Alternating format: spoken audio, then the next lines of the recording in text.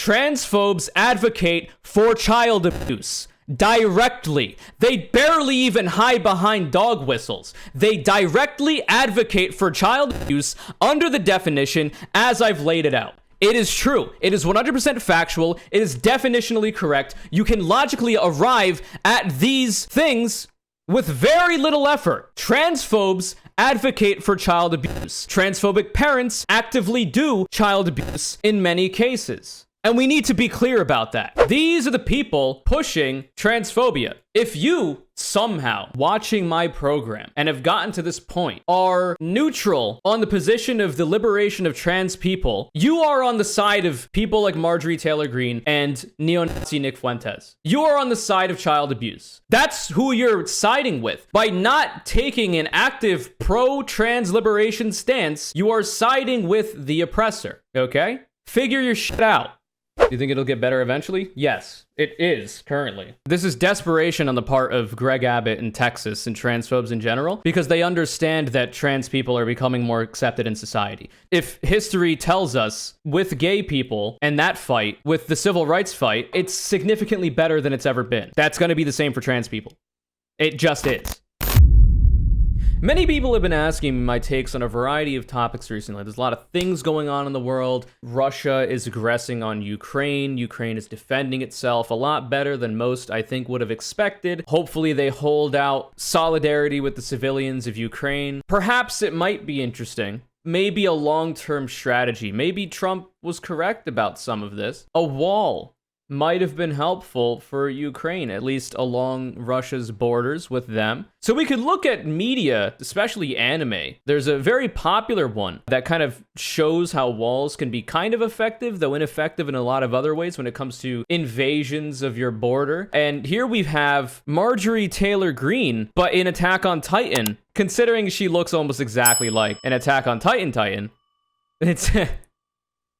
These are old memes. We're talking about Marjorie Taylor Greene today. She recently went on Alex Jones's program to, in no uncertain terms, advocate violence against trans people. This is courtesy of the Majority Report with Sam Cedar. I am shamelessly yoinking their clip. I think it's straight evil. First off, if I was a parent and my 5th grade daughter... Wait, so Marjorie Taylor Greene's not a parent? No, she's got 3 kids. Okay. 47 years old and having no kids, if that was the case as a conservative, you might as well just hand in your conservative card because you got to be pumping out babies if you're a woman. That's the conservative doctrine. Had to sleep and shower in some kind of cabin at some summer camp that I paid money to send my child to, and there was a man calling himself a woman sleeping in her cabin, showering with her. That guy he'd be in jail. He would be in jail. Well, first off, my husband would have beat him into the ground, and then he'd be in jail. But this is exactly how we need to stand up against this stuff. The Vice article goes on to give a little bit more context on the situation. Republican Congressmember Marjorie Taylor Greene advocated for violence against trans people in an appearance on conspiracy theorist Alex Jones's InfoWars show on Wednesday, the same day that Texas Governor Greg Abbott ordered state agencies to investigate the parents of transitioning children for abuse. We'll be looking at that bill as well. Greene was referencing a story making the rounds on conservative media about non-binary counselors at a school science camp in California sleeping in the same cabin as young girls. The camp, the Pali Institute Outdoor Education Program in Running Springs told KTLA in Los Angeles that the non-binary counselors who slept in the same cabin were not, quote-unquote, biologically male. Andy Wexler, the camp's owner, also denied it, quote, "We can tell you for sure that did not happen." Wexler told Fox News Tuesday, "As much as we can without looking down somebody's pants." But while counselors may have used the pronouns they, them, the use of these pronouns is not restricted to biological males. The owner is having to educate brain-dead, dumbass, loser, right-wing conservatives that there is no essential link to the pronouns you use and your biological sex. Wow, so crazy. But that did not stop Georgia Representative Greene from fantasizing about how her husband would react if he found out their daughter was sleeping in the same cabin as a trans woman. This person's tweet goes on to say that trans people are 4 times more likely than cis people to be assault victims. No one, not even the parents of the campers who've spoken to Fox News and other outlets, has accused the non-binary counselors of abuse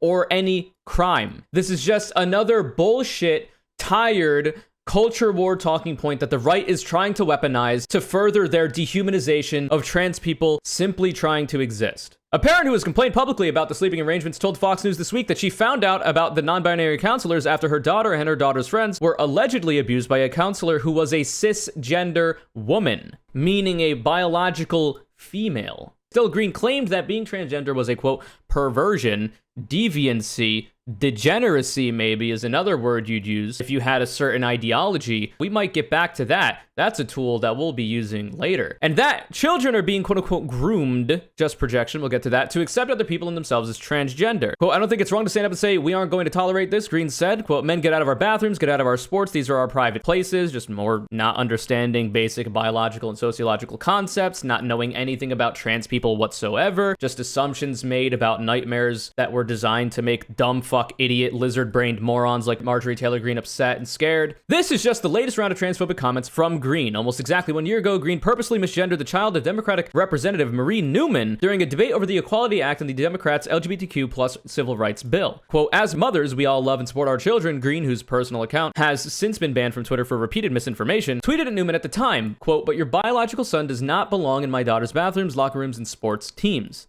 This was in response to Marjorie Taylor Greene talking about the Texas bill that Greg Abbott put through. Greg Abbott has officially directed Family and Protective Services to begin investigating all trans children in Texas and prosecuting their parents as child abusers. He has also instructed all teachers, doctors, and caregivers to begin reporting any trans students they see. Governor Greg Abbott on February 22nd, 2022, the Office of the Attorney General has now confirmed in the enclosed opinion that a number of so-called sex change, quote-unquote, procedures constitute child abuse under existing Texas law. Because the Texas Department of Family and Protective Services is responsible for protecting children from abuse, I hereby direct your agency to conduct a prompt and thorough investigation of any reported instances of these abusive practices in the state of Texas. If you have a duty to report, quote unquote, in Texas, Texas is officially saying that you have to report trans youth to Family and Protective Services or risk losing your job. So this is a explicit threat to any people that actually see trans people as humans, that if you humanize them and allow for the medical consensus on the issue for trans people to be followed through, you are liable to lose your job, be ostracized from community, spend countless hours and dollars through legal proceedings, and potentially have your entire life uprooted simply for acknowledging the humanity of other humans. Very cool stuff. Your standard right-wing affair. Unsurprisingly, Texas cites Tavistock versus Bell, the UK case that was later overturned that banned youth from transition care in the UK for a short time. Aaron on Twitter goes on to say, if you are the parent of a trans kid in Texas, now is the time to get out. True. And there's a nice helpful graphic here. If you are in Texas, the safest nearby state to go to is likely going to be Colorado or New Mexico. If you are a parent with a trans kid and are looking to escape these issues from ever popping up again in your life, any state in dark green is best. This is a very, very good idea. In general, nobody chooses to be trans, okay? So if you're a parent and you have a kid and you don't know if that kid has any thoughts on their gender identity, whatever else, could be the case that you're a transphobic piece of shit and agree with all this. But if you don't, and you don't want to see children abused by the state in this way, then you should probably try to find your way to a safer state to be in, like any state here in the dark green. Now, obviously, it's not super accessible. It's a lot of money to move. People got lives set up in wherever they're living. But if you can, and if you can help others do so, very, very important. Twitter goes on to say, when we say there's a trans genocide going on, this is what we're talking about. It's been slowly bubbling and percolating to the surface, and in the enclaves of anti-trans governments, they are deciding now is their time to act. By the way, you might think that, oh, genocide? Is that the correct usage of the word? It actually is. So the United States Holocaust Memorial Museum, which will also become relevant later, defines genocide as an internationally recognized crime where acts are committed with the intent to destroy in whole or in part a national, ethnic, racial, or religious group. These acts fall into 5 categories: killing members of the group, which happens a lot, the trans panic defense, etc., etc. There are also just trans people that will be victims of hate crimes and either assaulted or killed, causing serious bodily or mental harm to members of the group, which is the child abuse that transphobes traffic in and the policy prescriptions facilitate, deliberately inflicting on the group conditions of life calculated to bring about its physical destruction in whole or in part. This bill, quite literally, is trying to, through implicit and explicit violence, force people into not helping affirm their gender, which is the medical consensus for trans people to make their lives better, the scientific consensus as well, imposing measures intended to prevent births within the group, forcibly transferring children of the group to another group by trying to convert trans people to not be trans anymore, especially children. This is pretty serious stuff. And you would expect that if you care about humanity, you would not want a genocide in the form that it's currently taking shape in the United States and around the world to happen to any group. But as we'll learn later, If you don't deny genocides happening, then this is something that should be very serious and concerning to you. So the major claim being made here is that, oh, this bill is supposed to stop child abuse. That is the framing that transphobes have decided to take it on. The kids would not be trans if they didn't hear from people on the internet or their friends or whatever, or teachers. If they didn't hear about being trans, that's a thing that somebody could be, they wouldn't be it. It's the same shit they said about gay people, by the way. The whole idea about not wanting to educate people on the fact that gay people exist because people thought that that knowledge would make other people more likely to become gay, and because conservatives want to cleanse just any LGBTQIA plus people from the earth because they see it as deviancy or degeneracy. I'm not being hyperbolic. A lot of people in the conservative movement will explicitly say this. A lot of them will use dog whistles. I will call it for what it is. So previously they were attacking gay people, but now because Obama and the Supreme Court legalized gay, now that it's not as socially okay for bigots to directly attack gay people, though they still do, now trans people are on the chopping block. For whatever reason, there's this whole like cottage industry of transphobia where you can be transphobic. It's not going to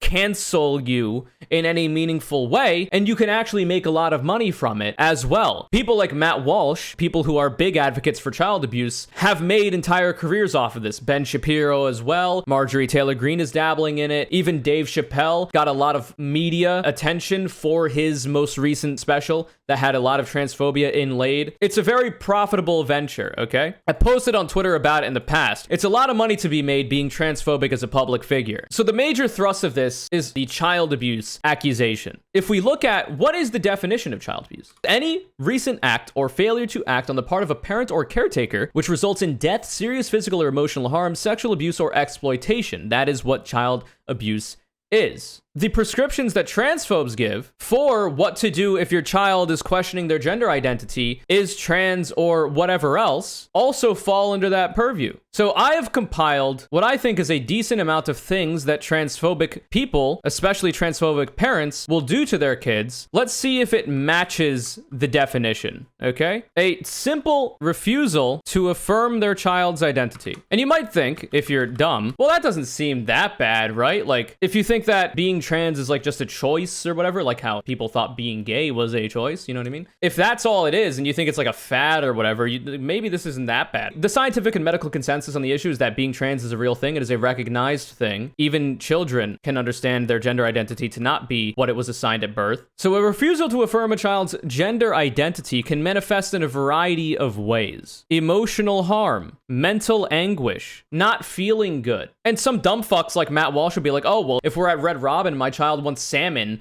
but I know he's not gonna like it, I'll give him chicken fingers instead. He might have emotional harm from that, right? And that's pretty nebulous. I think there's a significant gap between that and literally a deeply rooted understanding on the part of the child or person in general about their identity compared to what food they might or might not want to eat. It can lead to even physical harm as well. This has happened a lot. Either self-inflicted, which for anybody who cares about the well-being of children, it's no laughing matter, and human beings in general engaging in self-harm, also no laughing matter. There is a reason why people are driven to do this, and those reasons should be rectified in a positive capacity. But not only that, this refusal to affirm their child's gender identity on the part of a transphobic parent can lead to that parent physically harming their child in a variety of ways. So there's very overt examples of this, like straight up assault. If you get into a verbal fight with your kid about the fact that you're transphobic and don't agree with their idea about their identity, which harms nobody, by the way, to be trans, to have those thoughts doesn't harm anybody, that could lead to assault, and it has happened. But not only this, you can also get physical harm in the terms of being forced to go through the puberty that doesn't match their gender identity. And you could think like, oh, well, how is that physically harmful? And not only that, it's also emotionally harmful. If you're assigned female at birth, meaning that you have the XX chromosome, your body is producing estrogen, it's not producing enough testosterone to matter. When you go through puberty in that way, there is going to be a variety of changes that happen to your body that are irrevocable. You cannot undo them.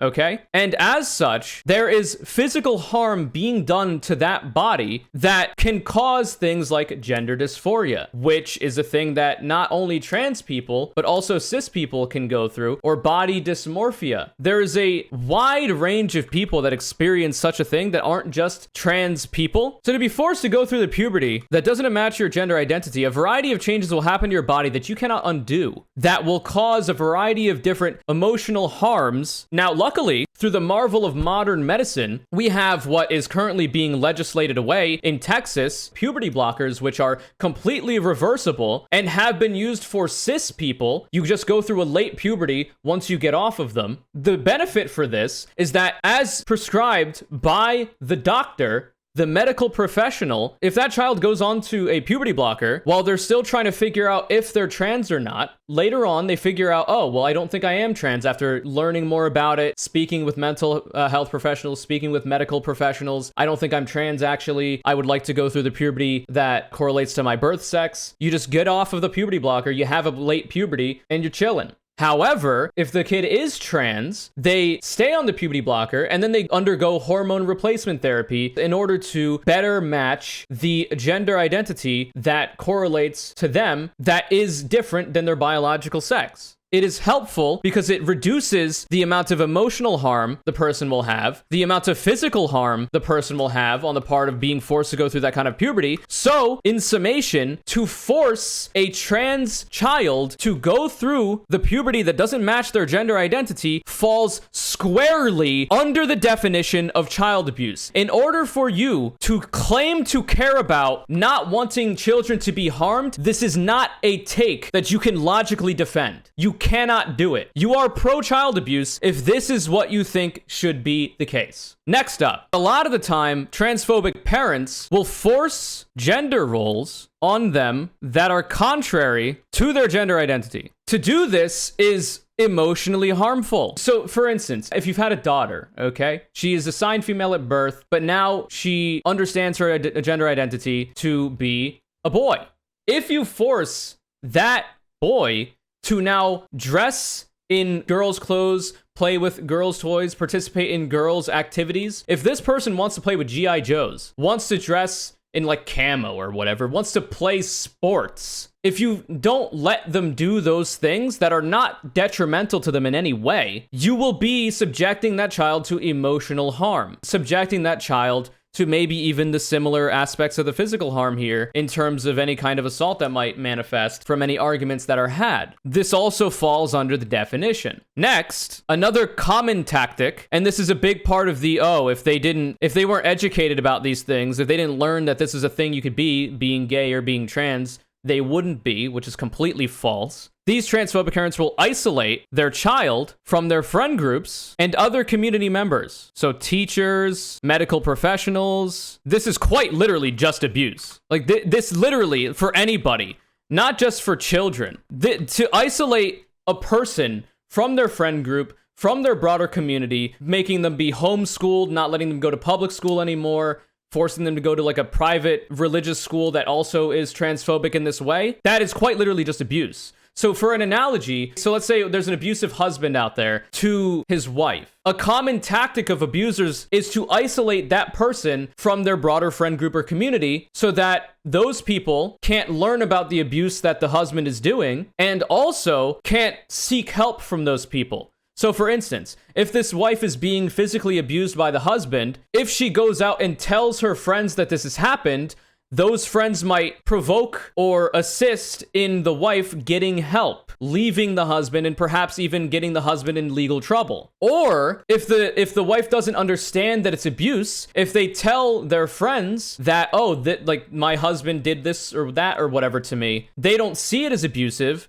but then those friends are able to point out the fact that it is abusive, then that wife can then go and get help through the proper channels, which is obviously not good for the abuser in this case, because you want to maintain control over those people. It's the same here for the parent-child dynamic. If you isolate your child from friends and other community members, you make it more difficult for that child to understand they're being abused in the first place. You make it more difficult for that child to be educated on methods to rectify that abuse through trying to contact Child Protective Services or whatever else. You make it harder for that child to be educated on a variety of topics regarding gender, so that they might not even be able to understand these feelings they have and be plagued with them in the future when they're old enough to have learned about it through whatever method, through school or through being online or whatever else, because you can't control humans forever, usually, unless you're even more insane than I think you are as a conservative parent. This child will eventually learn about what being trans is, what being gay is, or whatever else, and if they weren't privy to that information earlier on, they will start to understand how a lot of this shit that they were subjected to was abusive.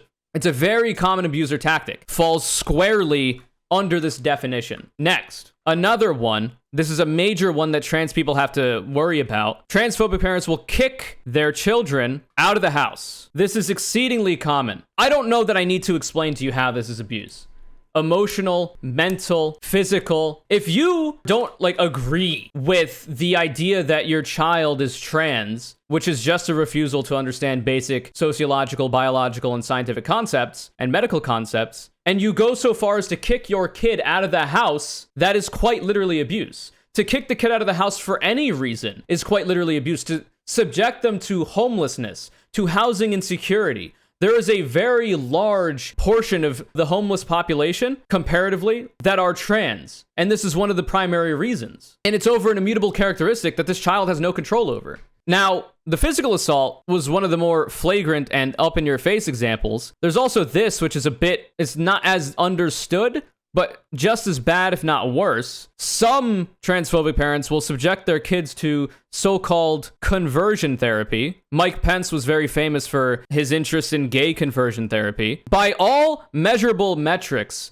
so-called conversion therapy isn't real. It doesn't do anything. It's quite literally just torture. It doesn't do the things that is stated to do. It literally only harms the person subjected to it. And if you're subjecting children to this, it's just child abuse. Conversion therapy can be defined in a variety of ways and manifests in a variety of ways. So for instance, you could do the very straight up electroshock therapy or whatever that Mike Pence was talking about when it came to gay people, right? Or you could send them to camps, potentially, camps to make your child ungay or whatever was a thing that existed. It's the same idea. That is still a form of so-called conversion therapy, and it's still just as abusive. You're just offloading the labor that the parent would have to do to attempt to do this onto some other people that the child doesn't even know. You're literally just outsourcing the labor for your abuse at that point. There's a variety of other things that go on here, but I think I've got the basic gist. So to reiterate, child abuse is any recent act or failure to act on the part of a parent or caretaker which results in death, serious physical or emotional harm, sexual abuse, or exploitation. So a refusal to affirm a child's gender identity can lead to all of that. To force gender roles on that child that are contrary to the gender identity can do all of that. To isolate that child from their friend group or other community members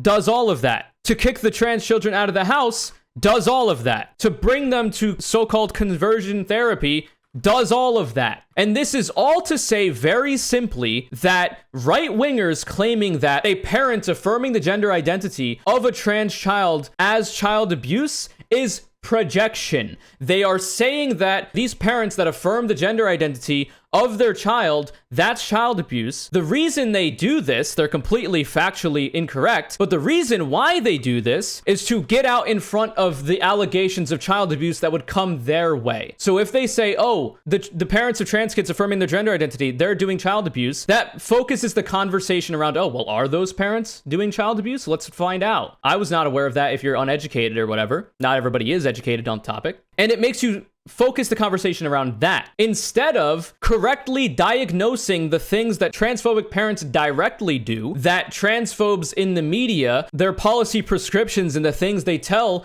parents to do, those things are child abuse. It is a smokescreen, a deliberate misdirection to avoid those correct allegations pointed at those people and instead focus on so-called child abuse that is completely fictionalized. No child is being forced to be gay or trans. This does not happen. It is a smokescreen, a deflection, a red herring to cover up the fact that and I will say it explicitly, transphobes advocate for child abuse. Directly. They barely even hide behind dog whistles. They directly advocate for child abuse under the definition as I've laid it out. It is true. It is 100% factual. It is definitionally correct. You can logically arrive at these things with very little effort. Transphobes advocate for child abuse. Transphobic parents actively do child abuse in many cases. And we need to be clear about that. We need to understand that as people who actually have some degree of empathy and humanity and understand that being trans is a real thing that exists. We need to be very forthcoming, get in front of the smokescreen, the deflection, the projection of conservatives and transphobes, and be very explicitly clear that it is the transphobes engaging in child abuse.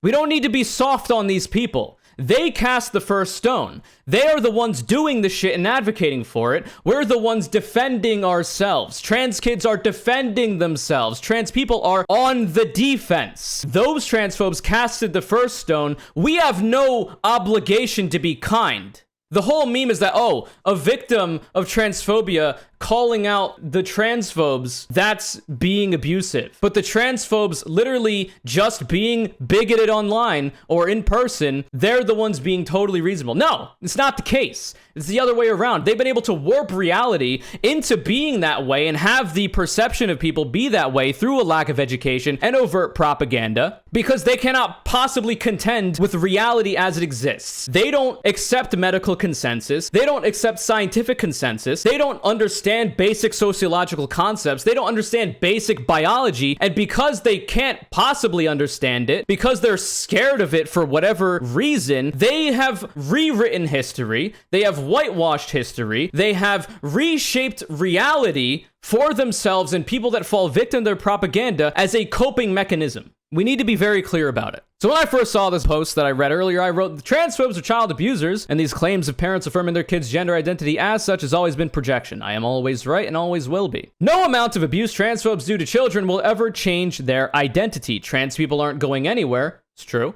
More people realize they're trans every day with more education. It's true. Acceptance of trans identities keeps going up as time goes on. We are winning the culture war. It happened with gay people. For a long time, to be gay was seen in the same way that to be trans is now. But through the efforts of the LGBTQIA plus community and its advocacy in trying to educate people on concepts around sexuality and normalize very innocuous, completely unharmful, simple things. Gay marriage was legalized. The acceptance of gay people is skyrocketed as a result. And now that's why a lot of these people have to be transphobic. This is the fight they've decided to take because it is currently seen as quote unquote acceptable to be transphobic. In fact, you can get a lot of money for doing so. I went on to say, to anyone who still needs a reason to fight for trans liberation, here's this wretched ghoul spitting acid directly into your face. You better believe this is also the conservative take when it comes to literally any minority group. I don't just mean anybody in the LGBTQIA plus spectrum. I mean black and brown people, indigenous people, literally anybody that isn't white,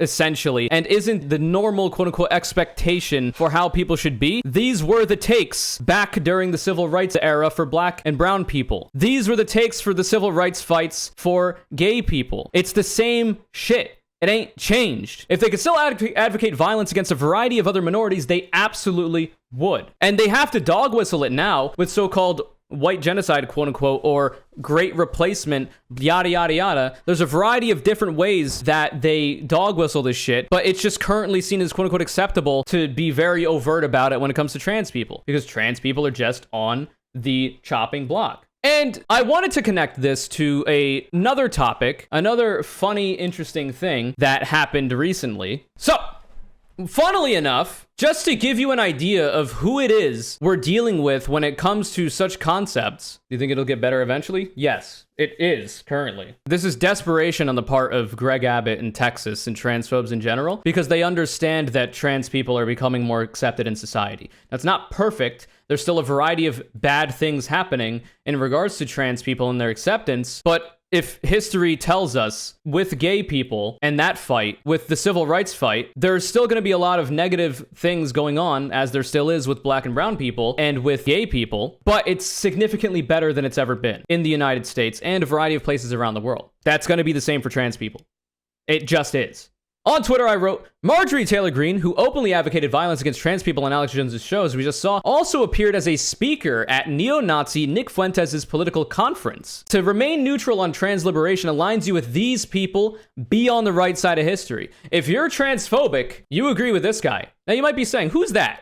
Where is this? Well, this is the America First Political Action Conference, the 2022 edition, which just happened. So here's some more information for you if you didn't know. So Nick Fuentes is that person. He is the founder of America First. He is one of the founders of the America First Political Action Conference, or whatever. Marjorie Taylor Greene just spoke at his event and embraced him there. So Nick Fuentes is an American far-right white nationalist. The Anti-Defamation League described Nick Fuentes as a white supremacist, and he's expressed anti-Semitic views and Holocaust denial. He's also expressed opposition to women's right to vote and a litany of other things. He's very, very, very interested in Nazism, you know, the Nazi ideology. He is a neo-Nazi. That is not a hyperbolic statement. And Marjorie Taylor Greene, literally a couple days after advocating violence against trans people on Alex Jones' show, also appeared as a speaker and embraced neo-Nazi Nick Fuentes, who, by the way, this political ideology goes so far as to say that they want to, not my words, kill trans people and gay people. They see it as quote-unquote degeneracy. If neo-Nazis like Nick Fuentes had their way, they would be rounding LGBTQIA plus people up into camps and killing them, and also black and brown people, literally anybody who's just not, you know, white. And even then, a variety of different white people could still be on the chopping block. You got to be careful out there. That's not hyperbole. That is the stated goal. Marjorie Taylor Greene, who is an elected member of Congress in the House of Representatives, is embracing this person. This is not the side of history you want to be on. At the end of this conference, Know Nothing on Twitter posted about it. He decided to deliver these deranged remarks. And now they're going on about Russia and black. It's such a soft-spoken little fucking twink. Speak up. This is your leader to all the Nazis that hate watch me. Really. This is your leader. And now they're going on about Russia and Vladimir Putin is Hitler, and they say that's not a good thing. And I shouldn't have said that. I shouldn't have said that, but... So he said that now they're going on about Russia. So for those of you who don't know, if you've been living under a rock, Russia has invaded Ukraine. It's been an ongoing war. It's pretty bad. Russia is the aggressor. Ukraine is defending itself. It's a pretty clear-cut thing. There's a lot of right-wingers that are very excited about Russia invading Ukraine because fascists like fascists. Paraphrasing, he says that to relate Putin to Hitler is like ridiculous. And he says that they're saying that like it's a bad thing when people make such a comparison. From everything I've seen for his Holocaust denialism, for his blatant anti-Semitism, he's a pretty big fan of Hitler. So what I'm reading from this is that, oh, you can't compare Putin to Hitler because Nick Fuentes thinks that Hitler was better than Putin is doing. That's what Nick Fuentes' take is, right? And that's why he's laughing and be like, ooh, I shouldn't have said that. Like, this man can't keep Hitler's cock out of his throat, even though the man's been dead for a long time, that it comes up in a political action conference where it's ostensibly supposed to be more sanitized. This is where Marjorie Taylor Greene was, days after advocating violence against trans people. Marjorie Taylor Greene was actually confronted by CBS News about the whole thing. I have got to get to the airport, but I'm glad to talk to you about this. I do not know Nick Fuentes. I've never heard him speak. I've never seen a video. I don't know what his views are, so I'm not aligned with anything that may be controversial. Entirely cap. That's cap 100%. There's no shot. How are you going to a conference, speaking at a conference, and you don't know that literally the founder of it, one of the primary organizers of it, is a neo-Nazi? A simple Google search could do this. Are you ready? So let's say I'm Marjorie Taylor Greene or somebody on her team. So let's look it up, okay? America First Political Action Conference. Ah, Wikipedia. Okay. The most trusted name in news. We see, oh, okay, it's a annual political conference, okay. The founder. Oh, there's one of them. It's Nick Fuentes. Who's that? Let's click on that one. Nicholas Joseph Fuentes is an American far-right white nationalist. Oh, the ADL has described him as a white Oh, shit. No way. He has expressed anti-Semitic views and Holocaust denial and is opposed to women's right to vote. Are you... No way, dude. That's through literally fucking 10 seconds, I was able to figure this shit out. There's no shot that Marjorie Taylor Greene or anybody on her team was not aware of this. That is completely, 100%, unfalsifiably cap. That's what that is. There's no shot she doesn't know. It's ridiculous. But let's, go on. What else does she have to say? I can tell you is I went to his event last night to address his very large following, because that is it's a very young following, and it's a full of neo-Nazis. Generation I'm extremely concerned about. Because they're neo-Nazis? White supremacists? Is that why you're concerned? I'm concerned that anybody's a white supremacist. But I don't know that we share the same view, Marjorie Taylor Greene and I. Excuse me a minute. I'll tell you exactly why I went. I went to talk to them about America First policies. Which is literally a Nazi slogan, by the way. And I talked to them about what's important for our country going forward. Now, in regards to Russia, Putin is a murderer and he should have never invaded Ukraine. What he is doing is completely wrong. I stand with our NATO member allies, and I'm completely against this war. This is just deflection. This has nothing to do with the topic at hand. Excuse me, I'm going to finish. Everything that he's doing is wrong. He's killing people over and over. So I'm staunchly against it, and I'm... Sure, so what's that about Nick Fuentes? What's that about embracing a neo-Nazi and speaking at the conference? Staunchly against Vladimir Putin and his invasion of Ukraine.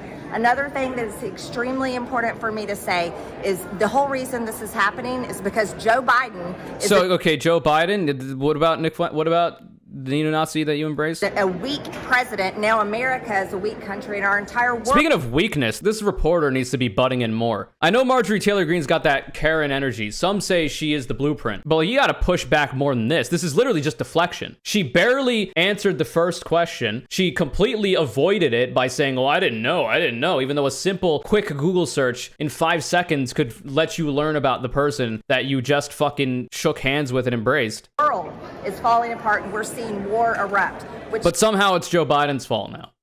Did not happen under President Trump, because we had peace through strength. So this is something that we've got to really focus on.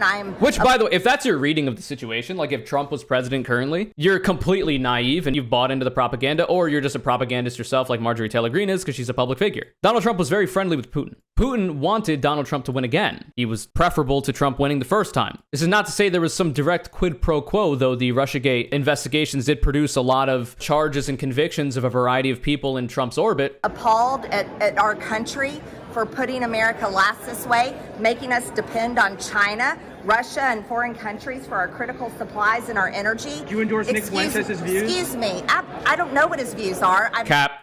He's a white nationalist. I do not endorse those views. Cap. The reason why I went was to talk to the audience, just like I've talked to many different audiences. I've talked to Democrat union workers earlier this week. Were they neo-Nazis? I hope not. Talked here at CPAC. Were there neo-Nazis at CPAC? Probably. To his people. Maybe not all of them. It wasn't an alignment. It was... Some, I assume, are good people. To talk about getting everyone together to save our country, and I think that's what's Could I ask, why did you take... Feckless fucking coward.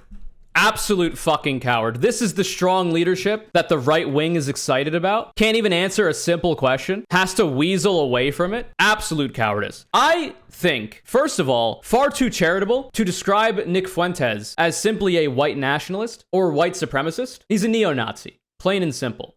Much the same way that I think it is far too charitable to describe Marjorie Taylor Greene as a white nationalist or white supremacist. While she still is those things, her policy prescriptions, the things she's talked about, I'll say, I think she's a crypto neo-Nazi. I'm pretty sure there's a lot of substantive evidence to back up this fact.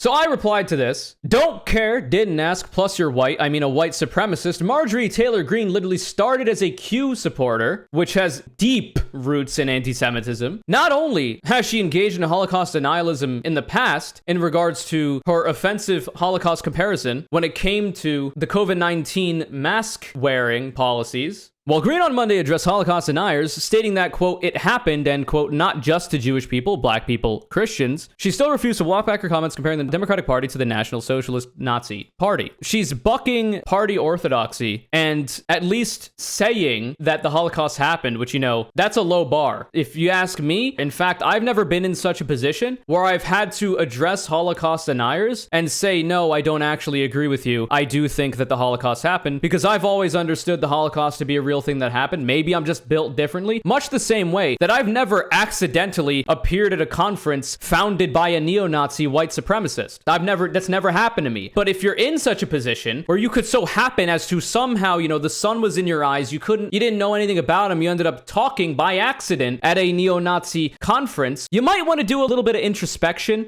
to try to figure out how you got there in the first place. She won't, because she doesn't actually care. There's Jewish space laser shit. There's a whole bunch of stuff that she's done that very clearly aligns her with people like Nick Fuentes, with neo-Nazis. To say anything else, to treat this with kid gloves is foolish. It's ridiculous. It's naive, and it's going to lead to harm of people. Not only just trans people, Marjorie Taylor Greene, the broader Republican project, is the marginalization and eventual removal that's been the take for a long time. And the idea that it's not is just civility politics. They've understood that through the culture war changing and the left winning, they have to be more covert about the shit that they believe. It didn't stop them from believing the things. They just don't say it as overtly anymore. Also, I just thought this was funny. I found this on Reddit and I stole it shamelessly. POV, you're 30 seconds into defending trans people literally anywhere. It just seemed topical considering, all of this that we're looking at.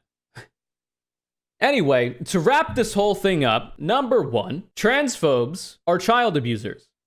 And if they're not directly abusing children, they are promoting an ideology that leads to the abuse of children. I have substantiated this incredibly solidly. Number 2, Marjorie Taylor Greene is at the very least a charitable interpretation, a white nationalist, white supremacist, and in my opinion, crypto neo-Nazi. Number 3, this response was a non-answer to the question. These are the people pushing transphobia. If you somehow watching my program and have gotten to this point are neutral on the position of the liberation of trans people, you are on the side of people like Marjorie Taylor Greene and neo-Nazi Nick Fuentes. You are on the side of child abuse. That's who you're siding with. By not taking an active pro-trans liberation stance, you are siding with the oppressor, okay? Figure your shit out. The pivotal thing to take away, obviously I care about Marjorie Taylor Greene in regards to the amount of harm that she as an elected representative can do to an untold amount of minority groups. The major thing was this, because this completely undercuts the projection argument that conservatives do when it comes to so-called being against child abuse. I think it's important that maybe even in different terms or in a different method, or maybe even a better potential argument than the one I've laid out, this has to be the party line, as it were, when it comes to pro-trans advocacy in response to such claims. It's not parents affirming their children's gender identity, their trans kids, is not child abuse. That's not the argument. The argument is that no, transphobes are the ones abusing children, and here's why. That's the argument. Go on the offensive. Do not be defensive. Do not respond to that in a defensive way. Be on the offensive because you're correct. Affirming your child's gender identity is not child abuse. Not affirming your child's gender identity is child abuse. That's the argument. There's no reason to be on the defense when we have the correct take. Be on the offense.